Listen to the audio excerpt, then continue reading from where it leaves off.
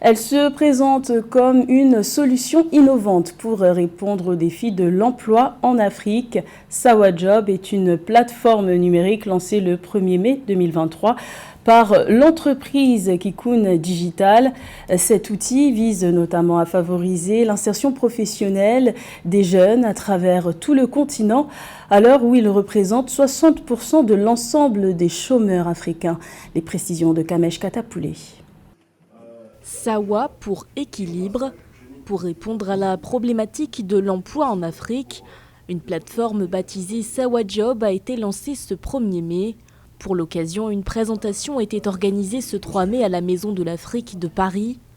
À l'origine de cette initiative, la société Kikoun Digital, qui a mis 5 ans avant de donner vie à ce projet.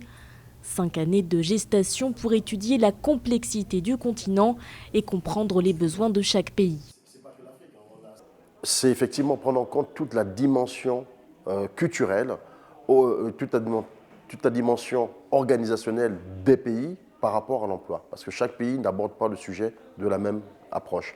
Les approches sont différentes, les mécanismes sont différents, les axes stratégiques sont différents, que ce soit en termes de formation, insertion, réinsertion, emploi, c'est différent dans chacun des pays.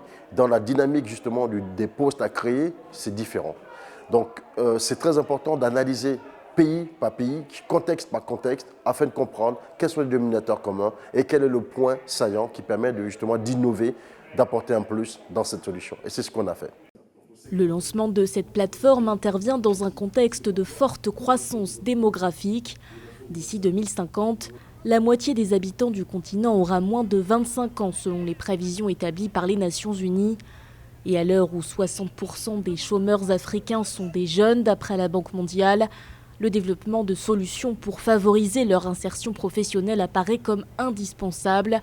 Face à ce défi, il était aussi nécessaire pour Sawajob de mettre l'accent sur le volet formation.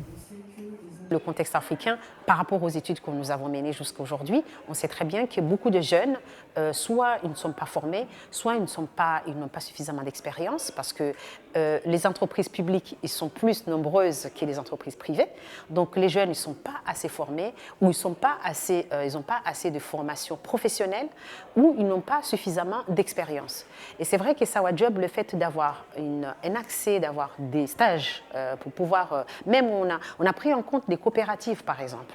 On sait très bien que la structure économique en Afrique, il y a beaucoup de structures sociales, comme des coopératives, des associations, des ONG, etc. Et c'est aussi un moyen aussi de recruter, un moyen aussi d'être formé, un moyen aussi d'être inséré.